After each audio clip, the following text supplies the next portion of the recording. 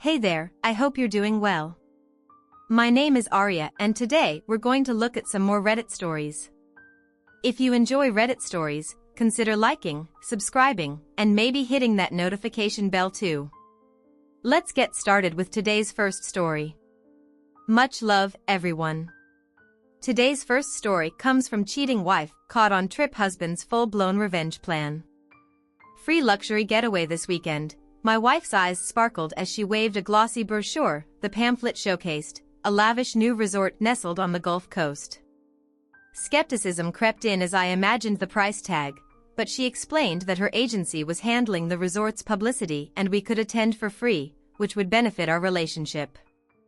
I was initially hesitant because of a soccer match that Saturday, but I reconsidered our 8-year marriage had been strained due to issues with my construction company and recent financial difficulties, including selling our house with business.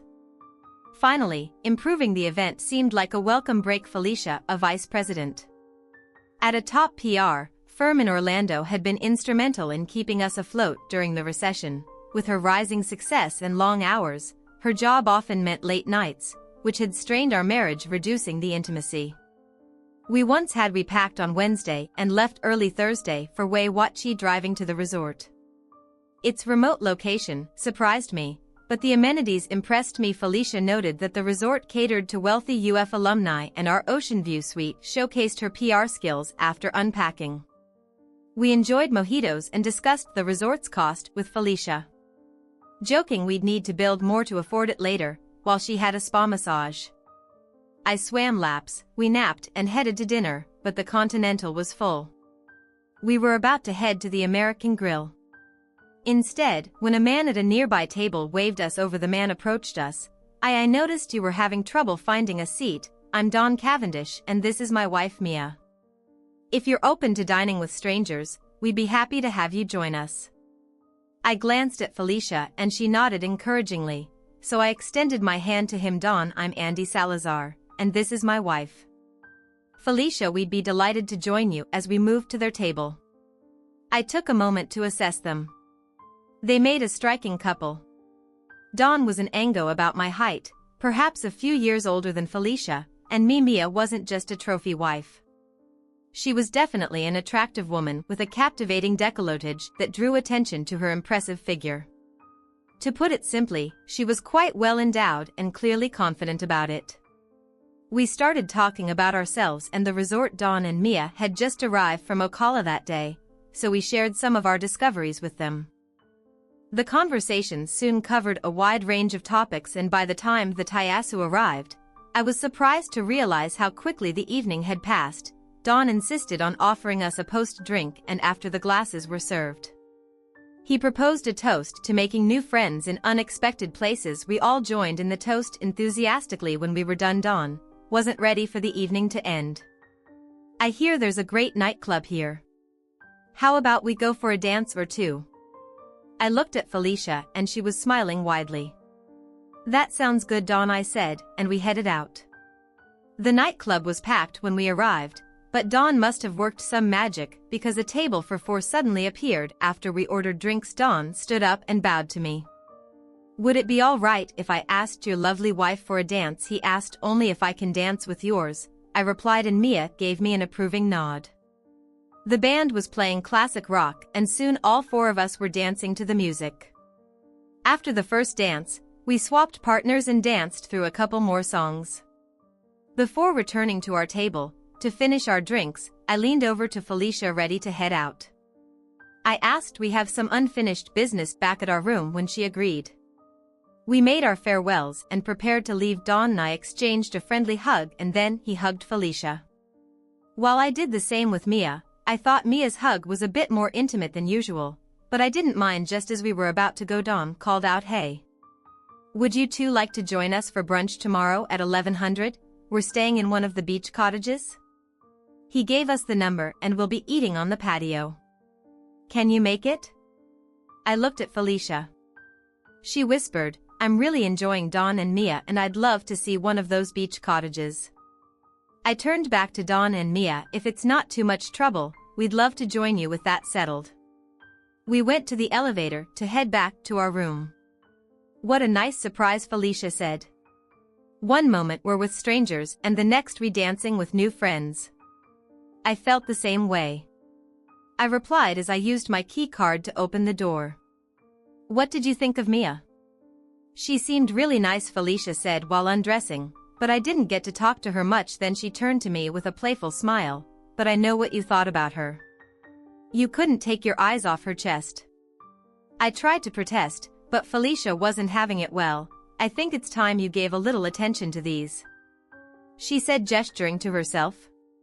"They may not be as big as M is, but I think they'll respond nicely. If you give them a kiss." That was all the excuse I needed to sweep Felicia into my arms and enjoy a night of satisfying lovemaking. The next morning we visited Dawn and Mia's cottage for an impressive brunch on their screened-in porch.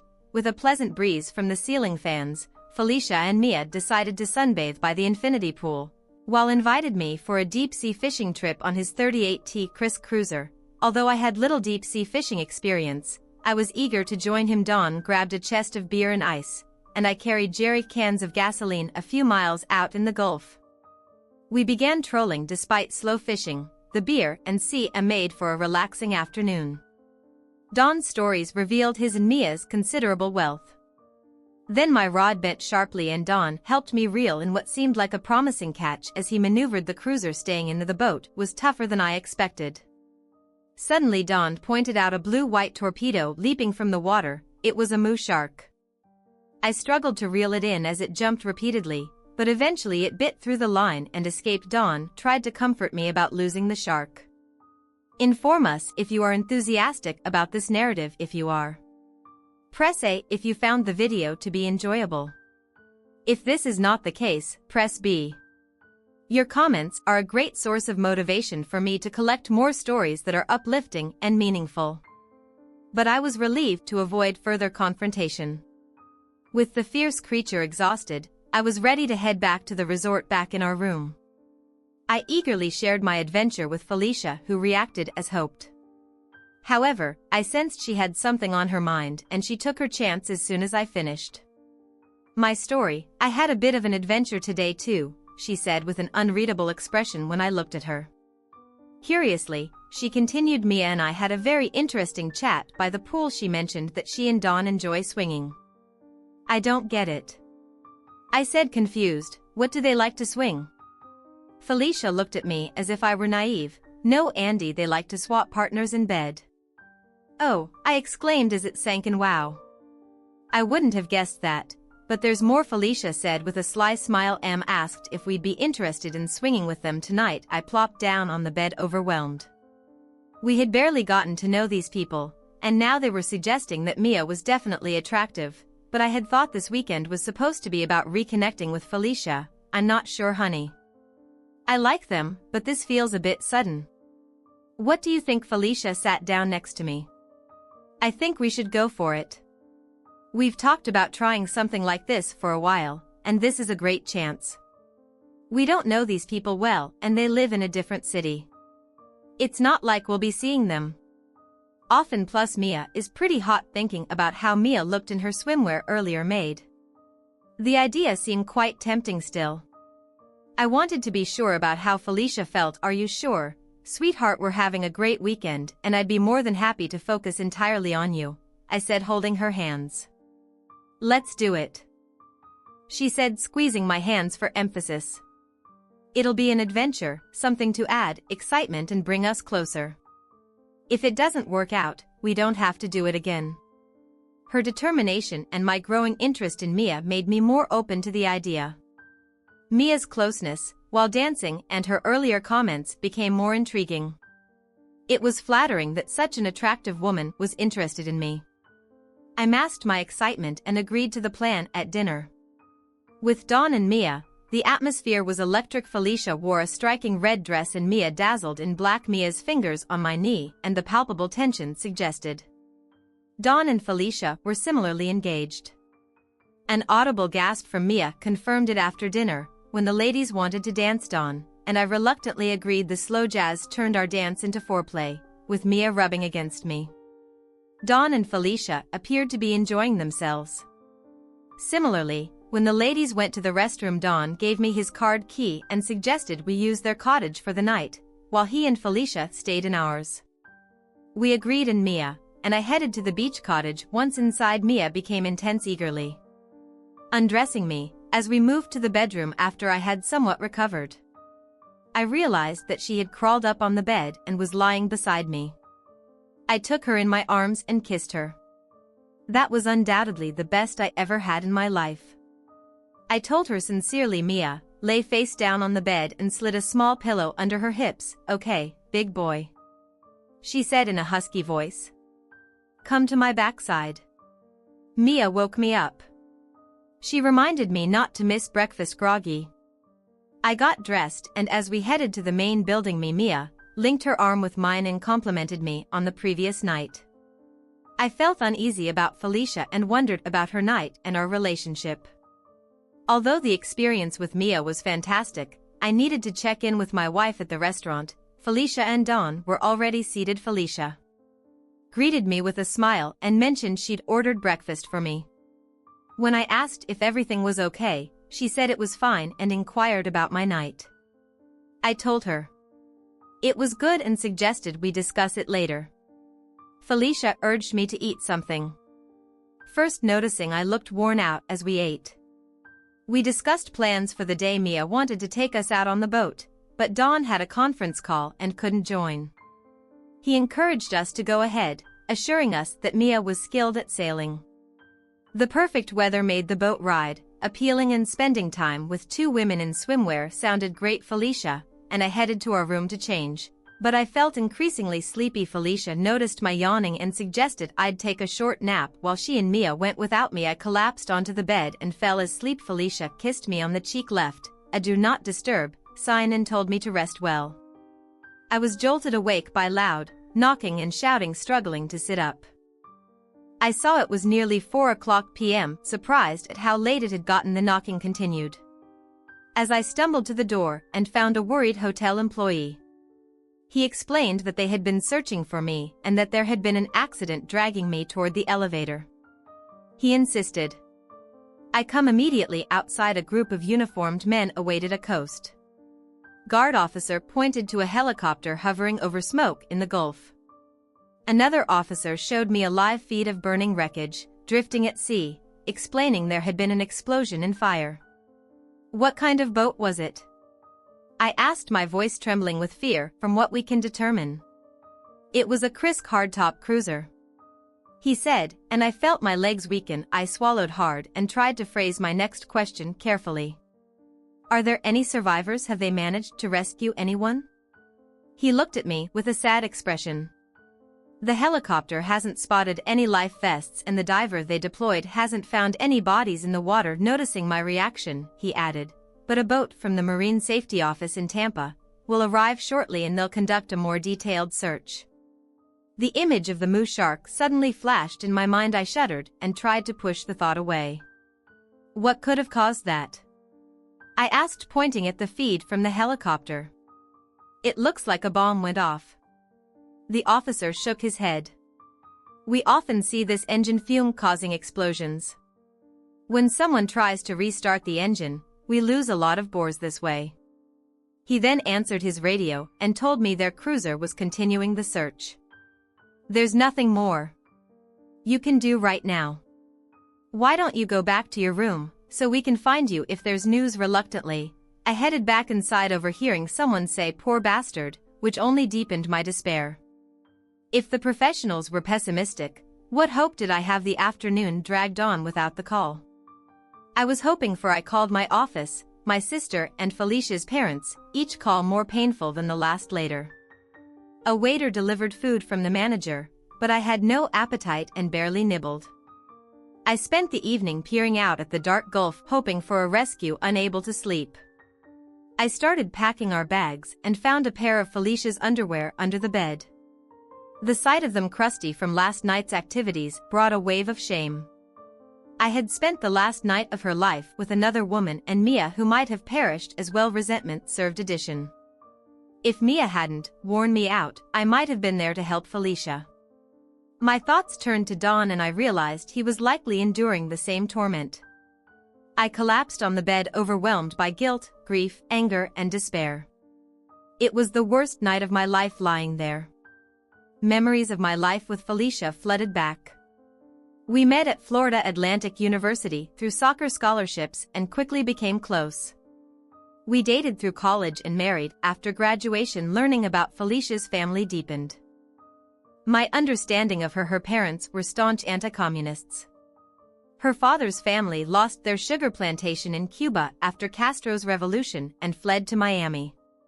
Her mother grew up in poverty, and both parents worked hard to put Felicia through college. Felicia was determined never to be poor, driven by her family's struggles. Despite the hardships, including the 2008 housing bust that nearly bankrupted my construction company, Felicia stood by me, supporting us emotionally and financially, and now feared I might never have the chance to fully express my love and gratitude. As dawn approached, I recited childhood prayers, hoping for a miracle. I must have fallen asleep because I was jolted awake by a knock on the door. A Coast Guard officer informed me that the search for survivors was being called off. Despite my protests, he explained that their equipment had been used throughout the night and that the chances of finding survivors were minimal. The severity of the explosion likely meant that neither of the passengers suffered. I wanted to scream. I wanted to force them to continue searching for my Felicia. I even wanted to die myself, but instead I just stood there staring at the floor. Finally, I looked up at him and said, "Thank you, officer, for doing everything you could." He shook my hand, turned, and walked away with a somber demeanor. I closed the door and collapsed onto the floor. I'm not sure how long I had been lying there, but I was jolted awake by another knock on the door. When I answered, two uniformed men were standing outside. "Mr. Salazar," one of them asked when I nodded. He clarified, "Andrew Salazar." "Yes," I replied. "That's me. Who are you?" He took out his ID from his pocket. "We're from the Citrus County Sheriff's Department. We need to talk to you about the incident that occurred in the Gulf yesterday." "All right," I said with a sigh. Come in, this wasn't what I wanted to deal with at the moment, but it seemed there had to be some official investigation. We sat down in the living area of the suite and the deputy began. "Where were you when the incident happened?" I found the emphasis on incident strange and didn't like it, but I told him I'd been in the room from breakfast until around 4 p.m. "That's 6 hours, he remarked. "What were you doing in your room?" "All that time I was napping," I replied, my irritation growing. "You must have really gone all out the night before," he said with a smirk. I just stared at him. "Did anyone see you while you were napping?" the deputy asked sarcastically. Keeping my composure, I answered, "Not that I know of. I was asleep the entire time." "So no one can confirm your whereabouts between 1000 am and 4 p.m. Is that correct, Senor Salazar?" he said, stretching out my name in a mocking tone. I jumped up abruptly. That condescending tone was all too familiar, even though it had been a while. It still managed to strike a nerve. South Florida has a large Latino population, with nearly 60% of Dade County being Hispanic and about half of those being foreign-born. However, as you move north, this percentage drops significantly and you can still encounter some outdated prejudices, especially in rural areas, but that didn't mean I had to accept it. "What's going on here? My wife has just died in a tragic accident and now you're treating me like I'm a criminal suspect," I said, my anger rising. "You're the one who mentioned crime, senor," the other deputy replied. "That was the breaking point for me, officers. I'm aware of my rights and I will not answer any more questions without my lawyer present," I said firmly. The two men exchanged glances. The first one shut his notebook. "I suppose you know how this appears, Senor Salazar. It appears as though an American citizen is exercising his constitutional rights," I retorted. He shrugged and both deputies headed toward the door. "Very well. We'll expect you and your lawyer at the Citrus County Sheriff's Office in Inez tomorrow," he said before leaving. It took me a few minutes to compose myself. Then I grabbed the phone and called Jose Pascal, my attorney in Orlando. When his secretary heard who was calling, she connected me immediately. "Andy," Jose said when he answered. We were all stunned by the news. Please accept my deepest condolences for the loss of your wonderful wife. It doesn't take long for bad news to spread. I thought that's why I'm calling Jose. I'm still at the Paradisa Resort and I've just been questioned by 2 local deputies who seem to hold some prejudice, treating me as, if I'm a suspect, I'm in unfamiliar territory here and need legal help immediately. Jose paused for a moment and then said, I'm sure this is just a misunderstanding, but just in case we should get you someone local who's familiar with the courts up there. Let me make a few calls and I'll get back to you. I thanked him and sank into a chair. My head was pounding and this nightmare seemed to be getting worse by the minute. About an hour later, the phone rang and I answered it eagerly. It was Jose. I've got both good and bad news. Let's start with the bad. How well do you know Don and Mia Cavendish? He asked. We only met them this weekend, I replied. Well, Mia Cavendish is actually Mia Reynolds. Her father is one of the wealthiest and most influential men in Marin County, owning the largest thoroughbred horse farm in Ocala. The issue is that none of the major law firms in Central Florida will take your case because they all owe favors to Mr. Reynolds. He explained. Damn it, I said. So, what do I do now? The good news is that I found a lawyer in Ines who can represent you. Her name is Gina Ellerby. The bad news is that she's relatively young and inexperienced, but she comes highly recommended by several locals. He said I'm confident she'll be able to handle this for you all right. I said if you think she can handle the prejudice is here then I'm on board. Great. He responded. I've already reached out to her office. She'll meet you at the resort in the morning and you two can head to Ines together to meet with the sheriff's department. I'm sure you'll sort everything out with her help. He paused and Andy. Once again. I'm truly sorry for your loss. If there's anything else I can do to help just let me know. Thank you, Jose. I said, struggling with my emotions. It seemed like any mention of it could set me off. The resort management called a bit later to let me know that I could stay another night if needed, and I thanked them for their kindness. After that I contacted my office to get an update on the ongoing projects. Despite my grief, I knew I couldn't neglect my business responsibilities. Once I was caught up on work, I spent the rest of the afternoon painfully arranging a memorial service for Felicia. I felt it was something I owed to her friend's family and to her memory. That evening, I endured another sleepless night, trying to come to terms with everything that had happened. After breakfast the next morning, I waited in my room for my new attorney to arrive when I heard a somewhat hesitant knock on the door. I opened it to find a young, fresh-faced woman standing there. Good morning, Mr. Salazar, she said, offering her hand. I'm Gina Ellerby, your attorney, as she stepped into the room. I couldn't help but stare. Jose had mentioned she was young, but she looked like she could have just finished high school. She was attractive, but she reminded me of one of those young stars the Disney Channel seems to produce constantly. She noticed me staring and asked, is something wrong? Mr. Salazar, her voice was high-pitched and sounded quite youthful. Excuse me, I said, but could you tell me how old you are?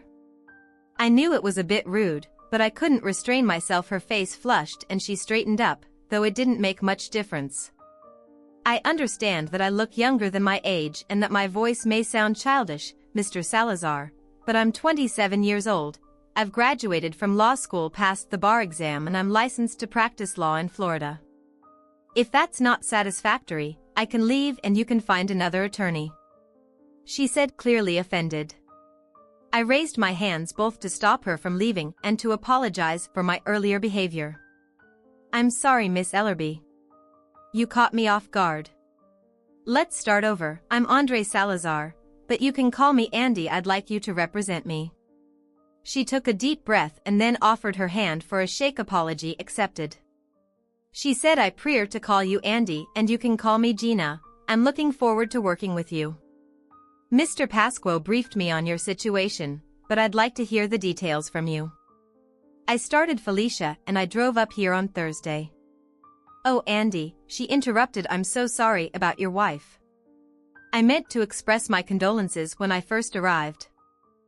I nodded, appreciating her sympathy at that moment. There wasn't much more to say except thank her for her concern. I then gave her a brief overview of the weekend's events, though I left out the details about our plans with Dawn and Mia on Saturday night. It just felt wrong to mention that, in light of Felicia's memory. Gina took notes. As I spoke and after I finished, it was time to drive the 30 minutes to Inverness. Gina offered to drive, and as we headed east on FL 44, she mentioned that she didn't foresee any problems. I've already reviewed the Coast Guard report online, and they've classified it as a boating accident. I suspect today's meeting is just a formality to wrap things up. You've just had the misfortune of dealing with some less than friendly individuals, but don't worry, they won't try anything with me around. I was beginning to feel more confident about having Gina as my attorney. She clearly knew her stuff, and I liked her attitude. When we arrived at the Inverness Sheriff's Department, Sheriff McGee himself wanted to speak with us. It quickly became clear that this wasn't going to be a routine meeting. He started by asking the same questions his deputies had about my whereabouts. On the day of the accident, I felt uneasy admitting that I couldn't prove I'd been in the room the entire time you mentioned. You were napping from around 1000 in the morning until nearly 400 in the afternoon. That's quite a long nap. You must have been really worn out from the night before, the sheriff noted, raising his eyebrows. I shifted nervously in my seat. This was a topic I had hoped to avoid. We had stayed out late dancing at the nightclub. I explained. He made a note in his pad. Can you describe your relationship with your late wife, Mr. Salazar? He asked, catching me off guard. Sheriff, very good. I responded quickly. We had our disagreements like any couple, but we had a strong marriage. Gina shot me a disapproving look, and I realized my answer hadn't been well received. The sheriff nodded thoughtfully. So you were a devoted and happy husband? He asked, and I quickly agreed. Then why, Mr. Salazar, did resort staff see you leaving the nightclub with Mia Cavendish instead of your wife? And why did you and Mia go to her beach cottage and not return until the next morning? As I hesitated, I noticed Gina's shocked expression out of the corner of my eye.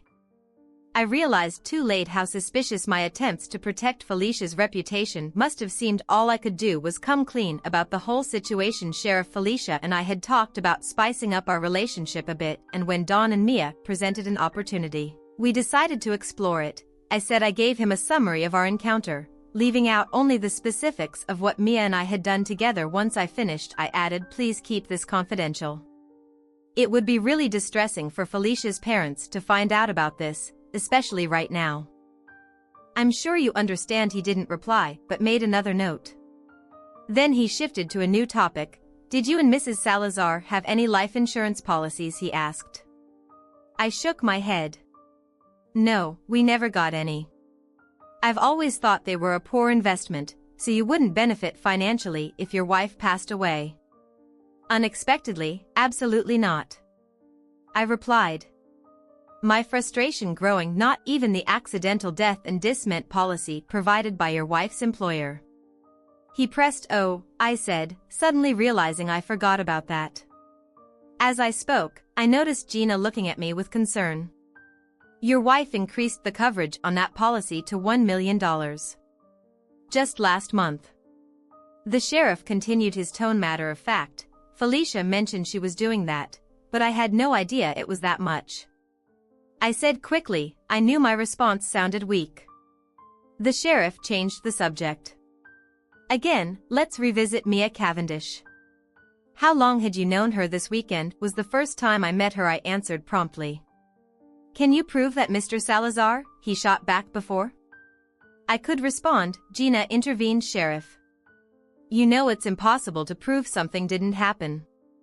The sheriff, clearly frustrated, began to reply. Now see here, young lady, but Gina's face flushed with anger and she stood up abruptly. The sheriff also got to his feet and Gina confronted him directly. Sheriff McGee, I am a licensed attorney and an officer of the court. You will either show me the respect I deserve or I'll have you facing disciplinary charges. As she spoke, the sheriff instinctively started to retreat from the furious young woman, but she advanced until he was cornered against the wall. Despite his imposing size of 250 pounds, the sheriff seemed to be intimidated by the petite woman, who was likely half his weight. "I believe my client has endured enough of your relentless questioning and unreasonable queries for today," she said firmly. "Unless you plan to arrest him and charge him with something, we're leaving now. If you need to speak with him again, you know where to reach me." The sheriff gave me a shrewd look. "No, you're free to go, Mr. Salazar. You can return to Orlando, but don't even think about leaving the state of Florida with that." Gina took hold of my arm and almost pulled me out of the sheriff's office. Once we were back on the highway, I glanced at her and said, "Wow, remind me never to get on your bad side the way you handled the sheriff." "Listen," she interrupted sharply. "I'm this close to dropping your case. Don't ever lie to me again about anything. I can't represent you properly."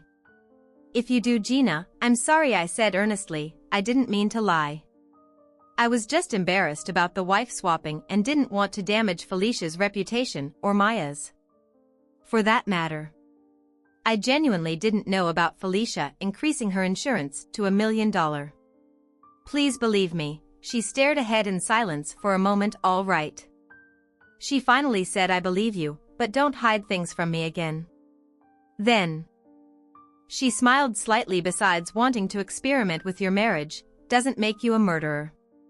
I still think this was a tragic accident." By then we had arrived at the resort and she pulled into the parking lot to let me out.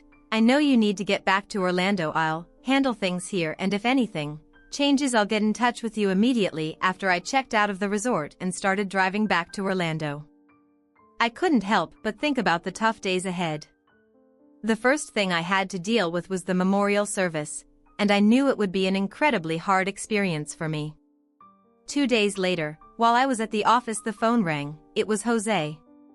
"Have you seen the Sentinel?" he asked. When I told him I hadn't, he said, "You should check out the local section, but be warned, it's not going to be pleasant. It seems like someone's really gone after you." I thanked Jose for the heads up and checked the online edition, clicking on local breaking news. The first headline I saw was "Orlando man named person of interest in wife's death." The article not only detailed the explosion, but also included many points the sheriff had mentioned during our meeting. Terms like unexplained absence, possible motive, and bed games were all over the place. I was furious in my anger. I called Gina and gave her a piece of my mind. The sheriff must have leaked all this to the newspaper to put pressure on me. How could he do that? I demanded, and the story is full of insinuations and guesses. It reads like tabloid trash, not a legitimate news source. Moreover, I continued, if the sheriff thinks the explosion wasn't an accident, why isn't Don Cavendish under suspicion? He had more to gain from this than I did. Forget about Cavendish, Gina replied. Hune, not a suspect. The sheriff told me he has a solid alibi with 6 witnesses. He was on a lengthy conference call the entire time, Gina explained, and the participants confirmed that Don was involved throughout. I wasn't convinced. That doesn't prove much. Cavendish could have used a cell phone. He could have been anywhere. Gina let out a deep breath, but he wasn't. Andy, the building where he was on the call has security cameras in the hallways. The footage shows Don entering the building before the call started and not leaving until after it ended, and just so you know, the windows in that building are fixed hearing. My frustrated grunt. Gina continued. Andy, I genuinely believe this was a tragic accident. I think the sheriff is investigating thoroughly, or maybe he's just been watching too many detective shows. Either way, I'm confident this will all be wrapped up soon and Yuk be cleared. Maybe, I muttered, but in the meantime, I'm being portrayed as a wife killer for the next few days. There were no new updates in the news, but I dreaded the upcoming memorial service even more. I would have to confront my grief and loss while also dealing with the rumors and suspicions. I wanted to avoid it, but doing so would only make things worse. Besides, I told myself I owed it to Felicia. The service turned out to be as painful as I had expected. The priest's sermon offered little comfort and the eulogies were agonizing when it was my turn to speak.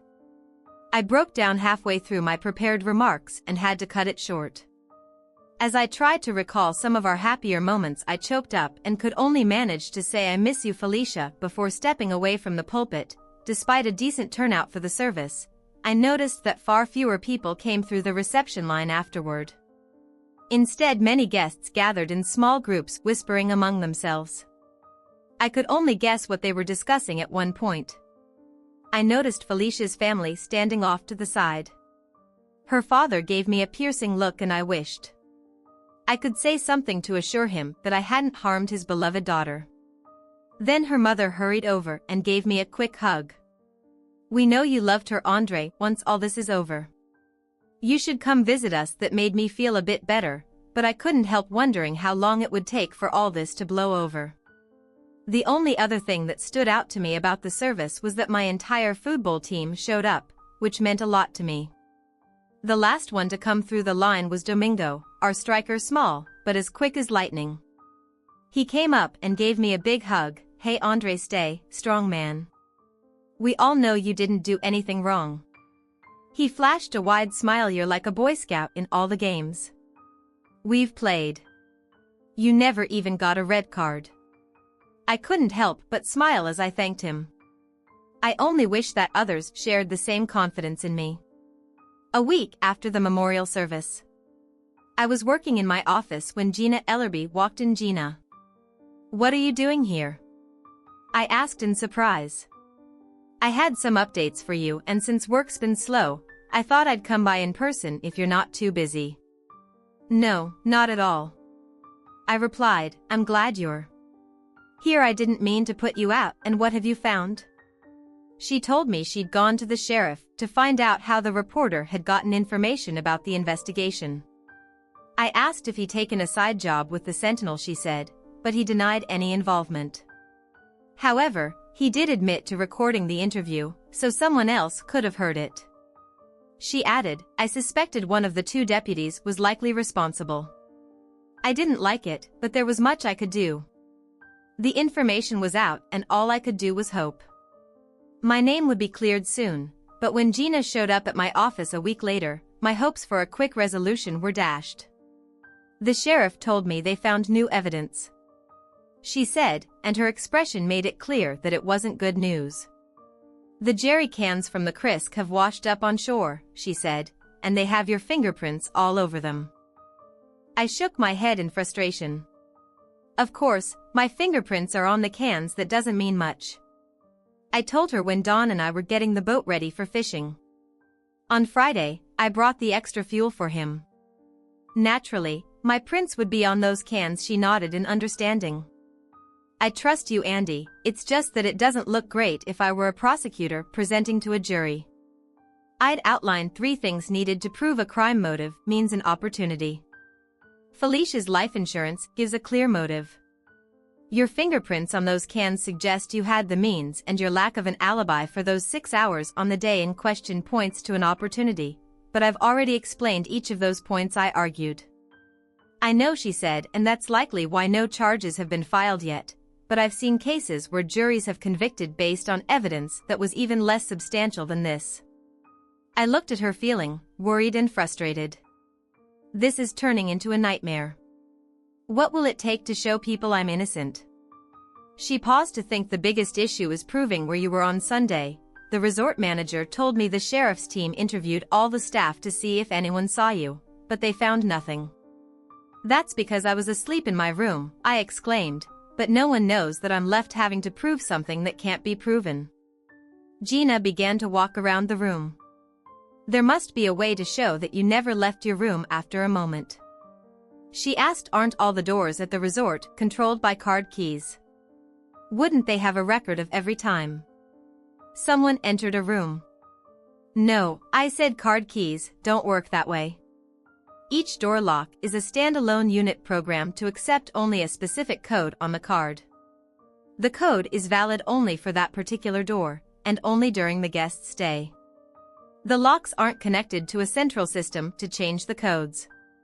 You need a special device." An idea suddenly struck me, making me gulp, but I recently read about some new systems that communicate with a central computer, allowing hotels to track all entries and exits. since the Paradiso is a brand new top-tier resort. Could it possibly have a system like that? It was a slim chance, but it was all I had. I quickly grabbed the phone and called the resort. The manager remembered me and, as I explained my question, he began to see why I was so hopeful. The Paradiso is cutting edge in every way, he said, including our card key system. Why didn't you mention this earlier? I asked, frustrated honestly. I've never worked at a hotel with such a system before. With the preview and the official opening I've been so busy that I hadn't considered it, but it should be operational. Let me check a few minutes later. He was back on the line. You might be in luck, Mr. Salazar. The system is functioning and we have data from the preview weekend on the server. Please keep those records safe. I pleaded. We'll come up to review them as soon as possible. Gina and I drove to Crystal River as quickly as we could. If there had been any Florida State Police around, we likely would have been pulled over. Fortunately, they must have been occupied with tourist traffic, so we arrived without any issues. When we arrived at the resort, the manager was waiting for us. He guided us to the area with the computer system and handed us a stack of printouts. He had prepared. Gina and I looked at them, but neither of us could make sense of the data. Each page corresponds to a different date. The manager explained here.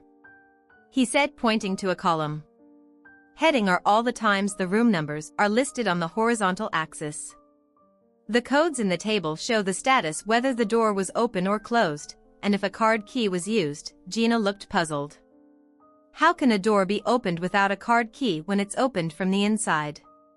He clarified. He flipped through several pages and pointed to a set of lines. This is the record for the room Mr. Salazar stayed in during our preview weekend. You can see all the entries and exits for each day, and here, he said. Turning to another page, is the record for that Sunday. As you can see, the door was opened without a card key. Just before 8:30 a.m., likely when you and your wife went down for breakfast. I glanced at Gina, hoping she wouldn't mention Don Cavendish being in the room at that time. Here, he continued. You can see that the door was opened with the card key at 9:57 a.m., which was probably when you returned from breakfast. About 30 minutes later, the door opened without the card key again, likely when your wife left the room. After that, the door remained closed until 3:56 p.m. I turned to Gina, but this doesn't really prove anything. I said I could have left with Felicia at 10:30, but Gina was practically bouncing with excitement. If you had left, then how could you have gotten back into the room when the bellman found you there at 400? Don't you see this shows? You were in the room the whole time. It confirms. You were honest about your whereabouts. On Sunday, my eyes widened, and I hugged Hero. Brilliant, Gina. I said. Then I turned to the manager. Can we keep these records? I asked, and he told me he had printed them out just for us. With the printout in hand, we rushed to the sheriff's office in Inveres. Sheriff McGee was leaving as we arrived. Gina waved the printout, shouting, "Sheriff, we have the proof." She laid the papers on his car hood and explained they showed Andy was in his room the whole time, proving the explosion was an accident. The sheriff examined the printouts and said he'd review them further and speak to the resort manager. He grudgingly acknowledged Gina's work, then drove off. Gina was thrilled and hugged me. I think we've done it. She said I offered to take her to dinner as a celebration, and she chose the McLeod House Bistro, a charming century-old restaurant in Ines, over dinner. I learned more about Gina. She graduated from a modest Florida law school and passed the bar on her second attempt, struggling initially. She eventually got legal work for the new resort near Crystal River, and I was her first criminal case. Gina's personal life was unremarkable. She mentioned a boyfriend she hadn't seen in a while and kept her social circle small, leading a solitary life in Citrus County, despite her less impressive legal skills and youthful appearance. Her determination and persistence had uncovered crucial evidence to help me after dinner. I planned to return to Orlando, but Gina invited me for coffee at her place during a quick tour which led to her bedroom. I noticed a teddy bear on her bed as I turned to leave. Gina stopped me and asked me to fire her, shocked. I questioned why she explained it would breach legal ethics. Then kissed me passionately. Although tempted, I hesitated. Asking about her boyfriend. Gina reassured me, saying she really wanted this after our breathing steadied. I expressed concern about protection. She reassured me she was on the pill and we were likely safe.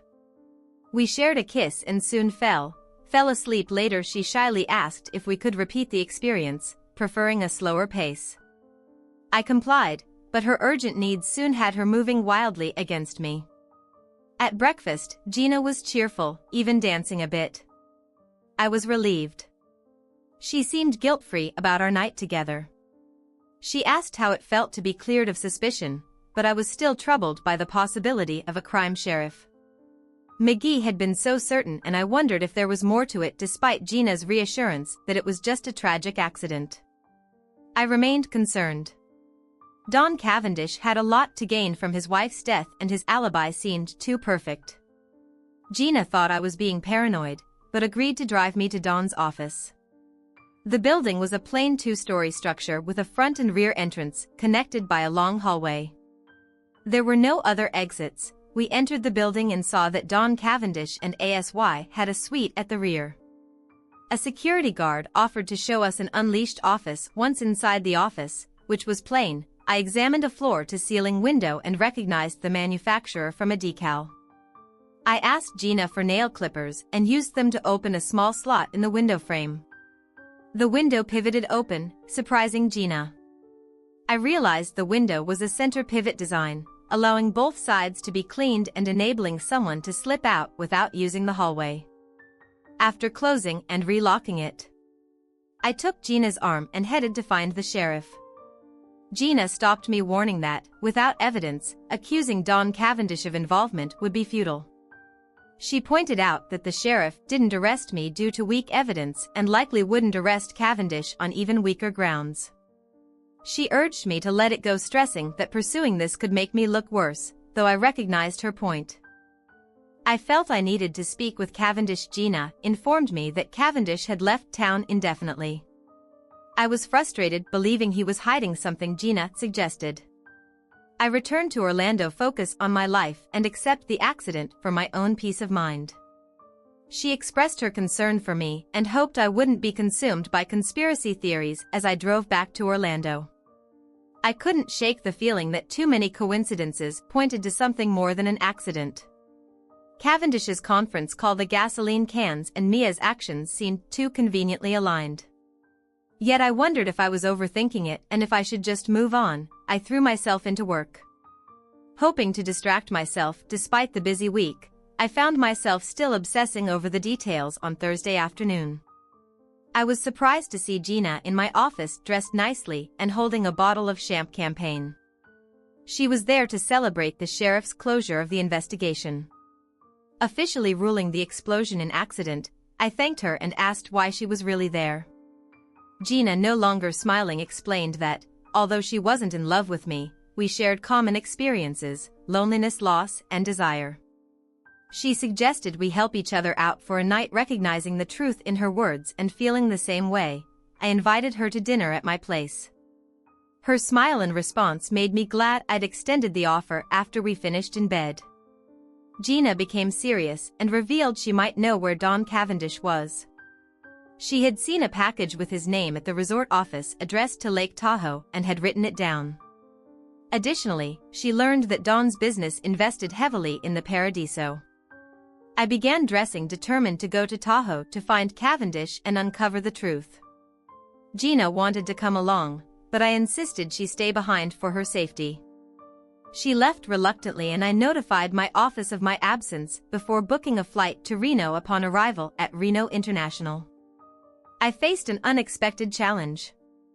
An early snowstorm. As a lifelong Floridian, dealing with snow was new to me, but I was determined to push through.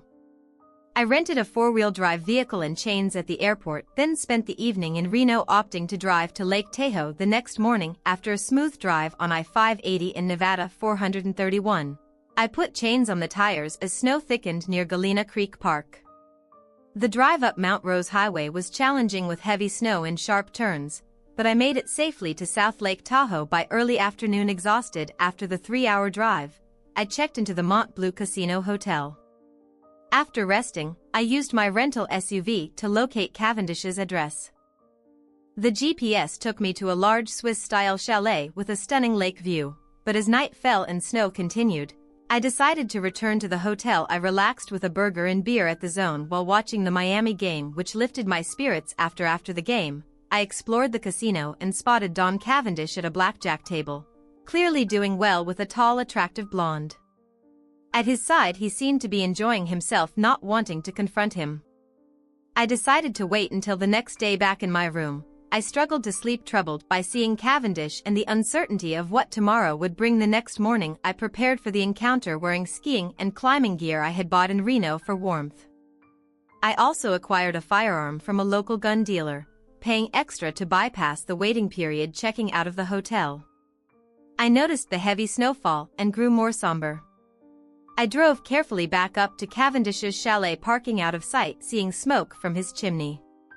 I was reassured that he was likely still there. The hike up the hill to Cavendish's house was tough in the snow, panting.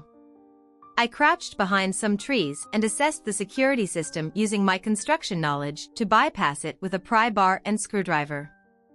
I then entered through a window into an unoccupied guest bedroom, the carpet muffling my footsteps. I moved down the hallway towards the light. As I approached the end of the carpeted hallway, I saw Cavendish sitting at the dining room table reviewing some papers, but as soon as I stepped into the great room, the floorboard creaked and his head snapped up. He jumped to his feet, but I aimed the tool at him and ordered him to stay put. When I got close enough for him to see me clearly, his expression turned into a smirk. Well, Andy Salazar. I didn't expect to see you here. Give it up. Send, I snapped at him. I know you were behind the boat explosion, and I know exactly how you did it. He just stared at me, so I continued trying to unsettle him. The conference call was a piece of cake with a cell phone.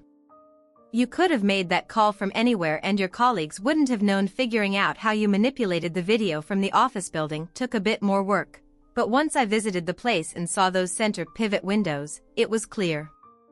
Not many people realize how easy they are to open. If you know the trick. I noticed a flicker of unease in his eye and thought I might be getting through to him. Getting to the yacht must have been a breeze. He probably had a motorboat waiting.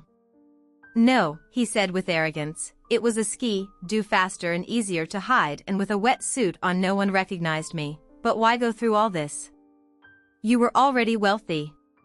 How much is enough? His face darkened with anger. That's where you're mistaken, Salazar. All the money was in Nia's name.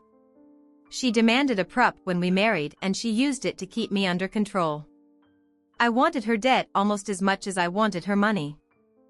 Then his smile returned even wider than before and, of course, the money wasn't the only thing I wanted. At that moment, I felt a barrel pressed against my neck.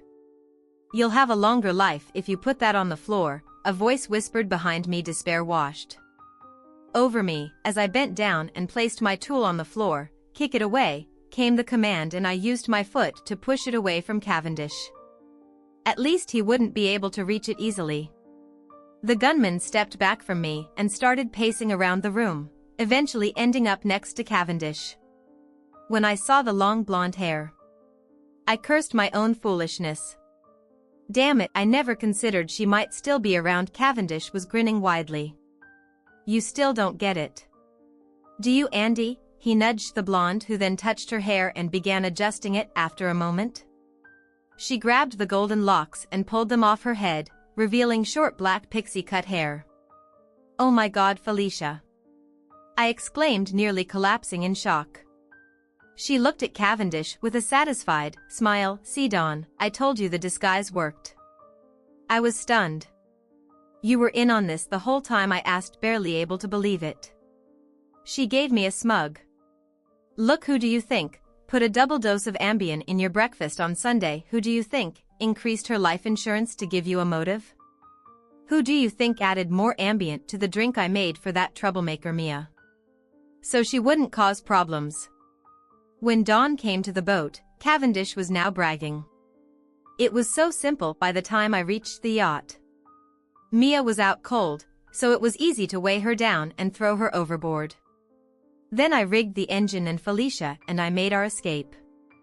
I dropped her off at a cove where we had a car waiting, then returned to Crystal River and slipped back into the building unnoticed. The explosion covered up the missing women and the evidence against you deflected suspicion from me trying to process their words, I stammered. So all of this must have been planned. Oh yes, my dear husband, Felicia cut and we fell in love shortly after I started managing PR for the Paradiso. When Don told me about his issue with Mia, we started looking for ways to deal with her. We decided that a sea accident was the perfect way to eliminate her and let me disappear at the same time. She said with a smirk, and the sneak preview was my idea. It was a great way to get you to the resort where we could execute our plan. I was in shock, but why Felicia? Why would you do this? I thought we were happy together.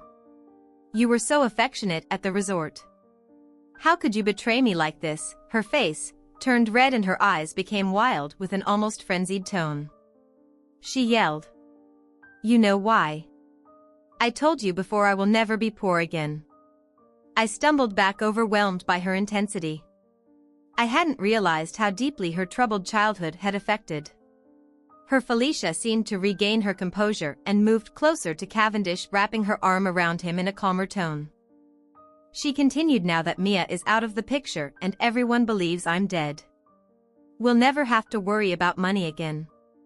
I love him and we can be together forever. No, a voice cried from the hallway and I turned in surprise to see Gina standing there. Her pink snowsuit made her look very young, but the tool she was holding was unmistakably real. Felicia's gun swung uncertainly between me and Gina, as if she couldn't decide which of us posed a greater threat.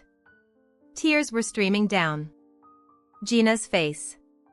It's not true, she shouted at Felicia. Don loves me. He promised he was going to leave Mia so we could be together. I stared at her in disbelief. Don was your boyfriend, but Gina's focus was entirely on Cavendish. You told me you loved me. You promised. Cavendish's smirk returned. Did I say I loved you, Gina? I'm afraid I was just being charming. But you pursued me, made promises. Gina protested now, crying, oh dear. By now you should know that men will say anything to seduce a young woman. While I enjoyed our brief affair, what I really wanted was your legal skills, or rather your lack of them. I kept you busy with legal work for the Paradiso, so you'd be available to represent Andy once I made sure no other lawyer would. I figured that, after the way you messed up the Pardue case, you'd end up convicting our friend here on flimsy evidence, but you couldn't even manage that. Could you know you're just a naive, immature little girl? Gina's distress quickly turned into fury and she shouted, don't call me a little girl. It seemed she must have accidentally pulled the trigger as a loud gunshot rang out and a burst of red appeared in the middle of Don Cavendish's chest.